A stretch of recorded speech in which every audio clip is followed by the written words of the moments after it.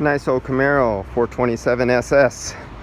It has a 06 motor out of a Corvette on it, a high revving RPM 7-liter. Very clean, absolutely excellent paint job all the way around. This thing's in immaculate.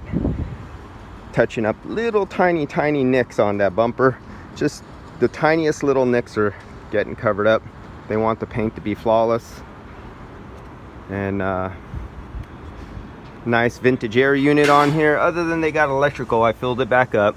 It's just not coming on. I'll let them play with that. You got the universal condenser inside here. Very easy homemade fittings that can be made up for the hoses on the system. Comes as a kit.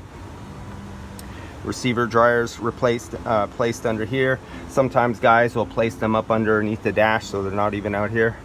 So everything works good. I bypassed it. I put power to it. It works fine. Other than there's no electrical. Their fans aren't coming on. The compressor's not coming on. And I'll let their guy play with that.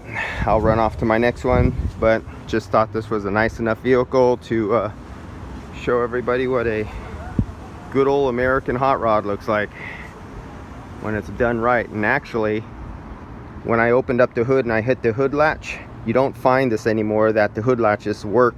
Well, they're modern ones, but the hood actually pops up 2 inches and holds right there, and easily holds up and lifts like an old handmade Mercedes. They put a lot of extra work into this one.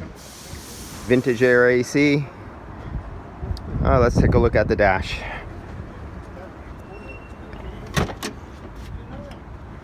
So of course, all your little race car upgrades with the gauges, and there's your old vintage air unit for your air conditioning and heating needs.